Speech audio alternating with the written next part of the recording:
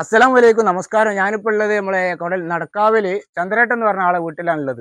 നമ്മളൊരു സുഹൃത്ത് വിളിച്ച അജിത് കുമാർ പാലായി റെസ്ക്യൂർ. അജിത്ത് പറഞ്ഞ് ഈ നടക്കാവിലൊന്ന് പോകാൻ പറ്റുന്ന ഒരു മൂർഖൻ ഉണ്ടെന്ന് പറഞ്ഞു. എന്തായാലും ഞാൻ വന്ന് നോക്കി. ഓല് പറഞ്ഞത് 2 കോഴിനെ കൊന്ന് മുട മുണിങ്ങി കോഴിക്കുട്ടികളെ മുണിങ്ങിയെന്നൊക്കെ പറയുന്നുണ്ട്. ഞാൻ എന്തായാലും നോക്കിയില്ല.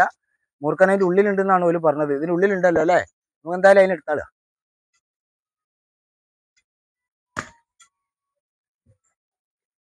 അടിപൊളി സാധനം.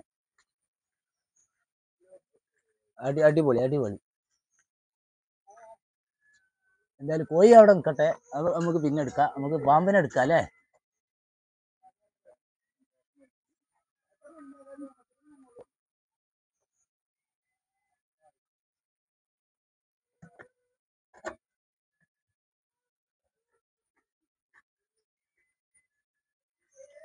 അടിപൊളി സാധനം ഏ, നല്ല സൂപ്പർ ചെറുപ്പക്കാരനാ. പോയിക്ക് അങ്ങോട്ടല്ല ഇങ്ങോട്ട് പോ. കുടഞ്ഞ് കേറുണ്ട് മൂപ്പര്.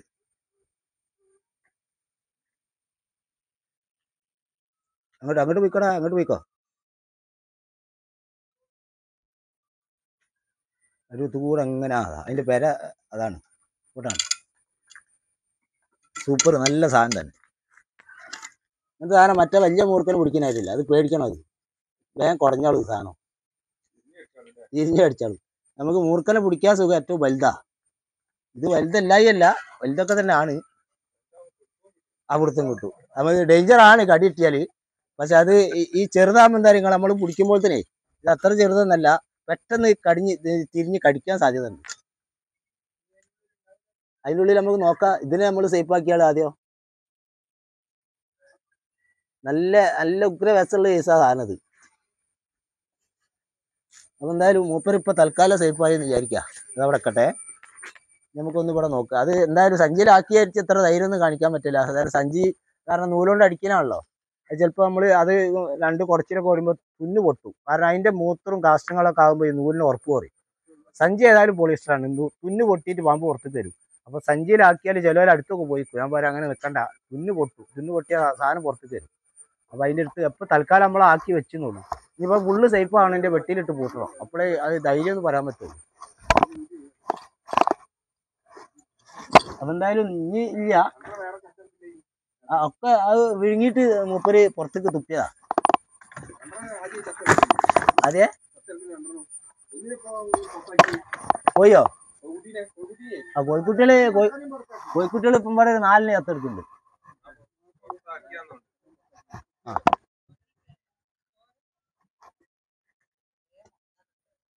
അതെ അതെ.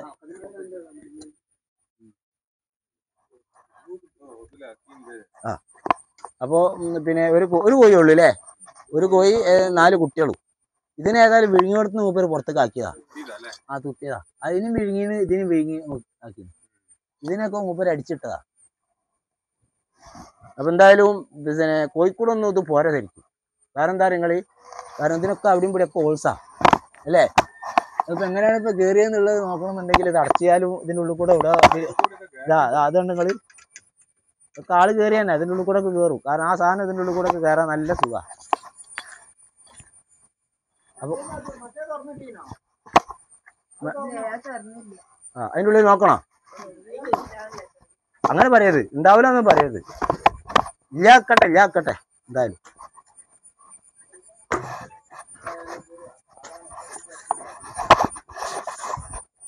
തുറന്നിടല്ലേ അല്ലേ? കോഴിക്കോടൊക്കെ അല്ലേ നല്ല സേഫാക്കി വെക്കണം കേട്ടോ. അതെന്ന് വെച്ചാൽ നമ്മള് ഒരു ജീവനല്ലേ ഒക്കെ. അപ്പൊ നല്ല വൃത്തിയിൽ ആക്കി കൊണ്ടെടുക്കുക. അപ്പോൾ കോഴിക്കോടിന്റെ ഉള്ളിലൊന്നും മുടകളിലൊന്നും പോയി പെട്ടെന്ന് കൈയിടരുത് കേട്ടോ. തന്നെ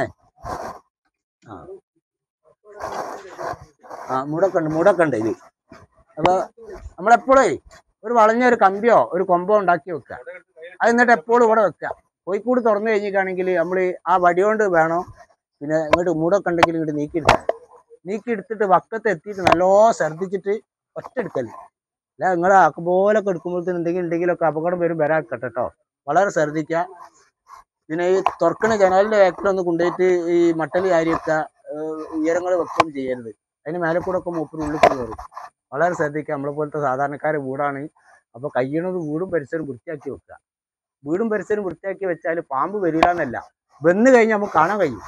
കണ്ട ചാക്കിലും നമുക്ക് ആവശ്യമില്ലാത്ത കുറേ വേസ്റ്റുകളൊക്കെ കൊണ്ടുപോയിട്ട് ചില സ്ഥലത്തൊക്കെ കൊണ്ടുപോയി കൂട്ടിയിടുക. അതൊന്നും ചെയ്യരുത്. ആവശ്യമില്ലാത്തൊക്കെ ഇപ്പോൾ നമ്മൾ ചാക്കിലാക്കി വെച്ചാൽ ഇപ്പോൾ മുനിസിപ്പാലിറ്റിക്ക് ഒരു 60 റുപ്യ 70 റുപ്യ കൊടുത്ത് അവർ കൊണ്ടുപോയിക്കോളും. മാസത്തിൽ ഒരു വരുമ്പോൾ അങ്ങനെ എന്തെങ്കിലുമൊക്കെ ആക്കി വെക്കുക.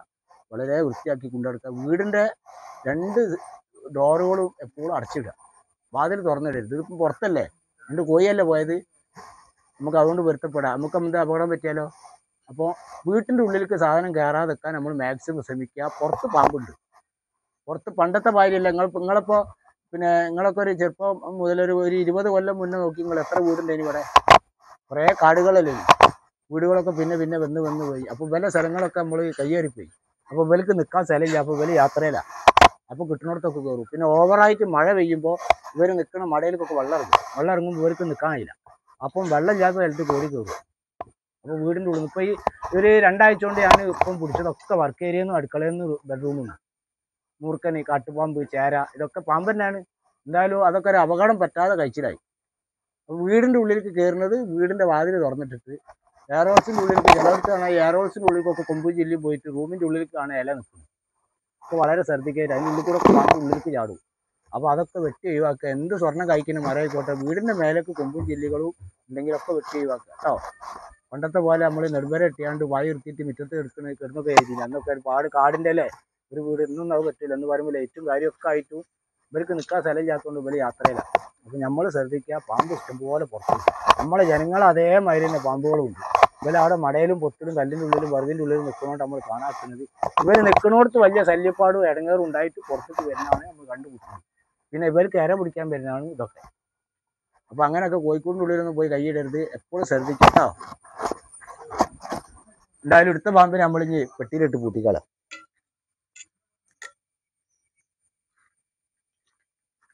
കട്ടാക്കിയാൽ വീഡിയോ